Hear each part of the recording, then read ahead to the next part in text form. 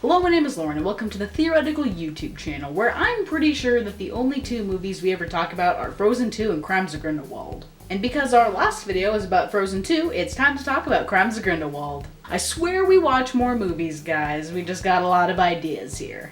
Anyway, last year I made a video talking about my thoughts on Nagini's inclusion in the Fantastic Beasts films. But you know what? She's not the character that stuck with me all this time. The real character that I need to talk about is actually Queenie Goldstein, and why she's currently the most complex and interesting character being written for the Harry Potter franchise. That's right, once again, this is not a theory, just some random thoughts that I'm going to keep blathering on and on about until we get another Fantastic Beasts film after delay after delay after delay. This is why Queenie still matters.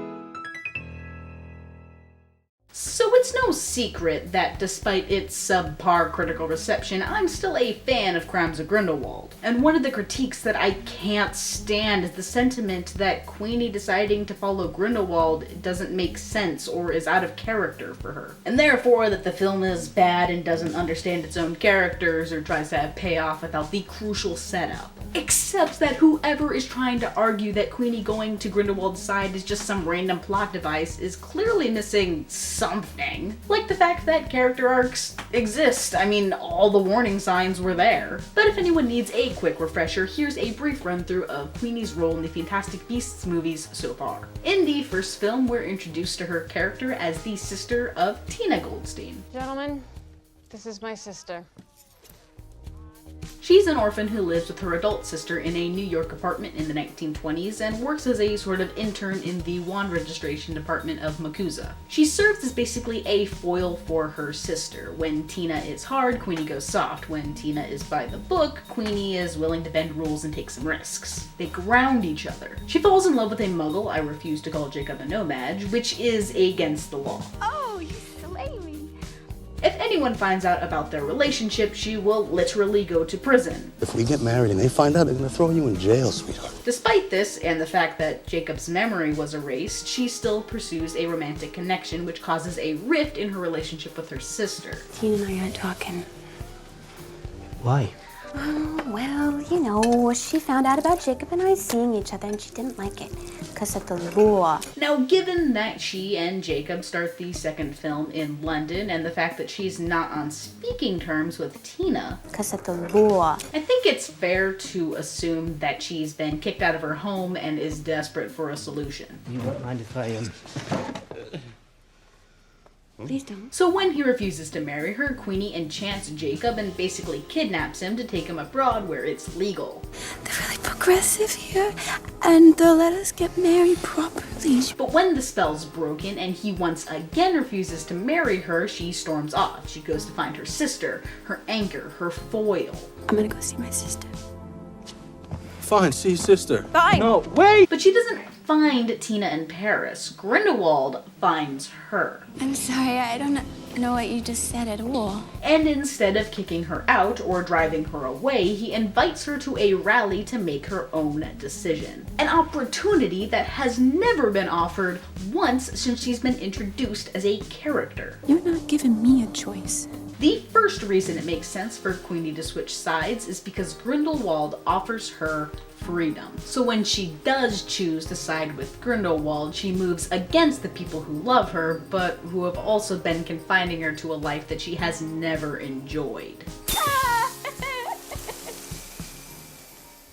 Don't believe me? Okay, let's back up a second. Queenie makes it very clear that her whole goal in this movie is to marry Jacob Kowalski. Jacob and I, we're getting married. During their fight in London, Queenie asks Jacob, Why is it wrong to want to marry you? Okay. To want to have a family? I just want what everyone else has, that's all. So what Queenie wants is what's been taken away from her, a family. Remember, she's an orphan, and not recently. In the first film, during the dinner scene, she explains that her parents died of dragonpox when she and Tina were just kids. Now we're orphans. Mom and Pa died of dragonpox when we were kids. Ever since, she's relied on Tina as her only family. That is, until she meets Jacob. I am not flirting. Queenie's social role is a woman in the 1920s, and even if the wizarding world was more progressive than our own, her options were still incredibly limited. As I mentioned before, her job kinda sucks. It's the position that Tina resents after being fired as an Auror, where she's sent as a punishment. But to Queenie, it's the highest she aspires to climb. She says it herself. The job ain't that glamorous. I mean, I spend most days making coffee and jinxing the John. Tina's the career girl. As Tina's foil, Queenie embodies the domestic while her sister excels in the workforce. All her life, Queenie has known that her place is in a home, in love, with a family. But when she does fall in love, Tina disapproves. Because of the law. Her sister forces her to choose between the only future that she's ever imagined for herself and the only family that she's ever known. And when she chooses Jacob, he rejects her. Congratulations on your engagement, Jacob. Wait, what? So the second reason it makes sense for Queenie to want to join Grindelwald is that he offers her a path around the law, a way to unite the two halves of her broken family. Walk with me. No! Walk with me! But so far, we have ignored a very important aspect of Queenie's personality. The fact that she can read minds. See, I told you she's a complex character. But yeah, Queenie's a legitimens, which means more than just reading other people's thoughts. In an interview with Alison Sudol, the actress who plays Queenie, Sudol explains that Queenie can read into someone's story. She can read people's goals, she can literally see everything you don't want to be seen, right down to your core. And oftentimes she does this without even meaning to pry. It's natural. The voices come to her.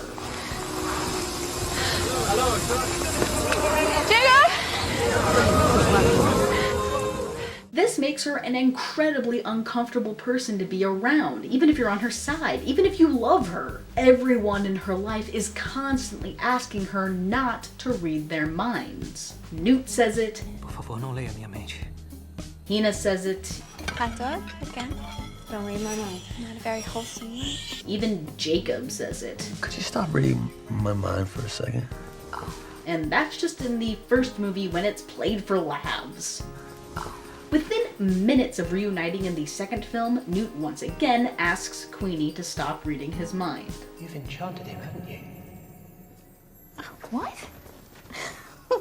I have not. Will you stop reading my mind? And then, of course, there's the time that her abilities really get in the way of her relationship. I'm a coward, you're a Crazy. I didn't say it. When Jacob doesn't quite call her crazy, but she hears him anyway, driving a wedge in their relationship, driving her towards Grindelwald. I didn't mean it!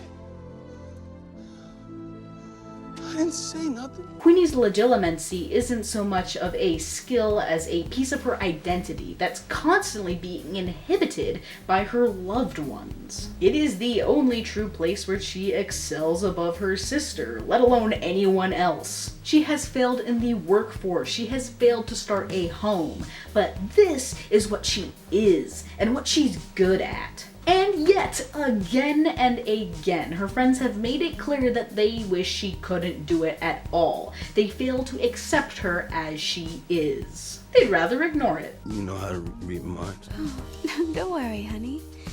Most guys think what he was thinking first time they see me.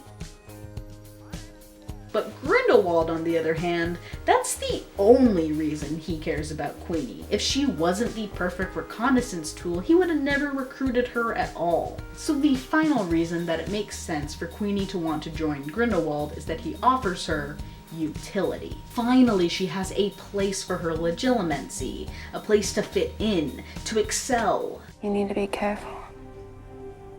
He's not sure he made the right choice. And that's exactly the first thing that we see Grindelwald use her for after she joins his side. It does make sense for Queenie to want to join Grindelwald. It's not poor writing or a weird character break. And it's also not just an act of hopeless love. Deep down, Queenie knows that this won't bring her closer to Jacob. No, it's the result of pushing a character so far to the edge that they decided it wasn't worth hanging on anymore.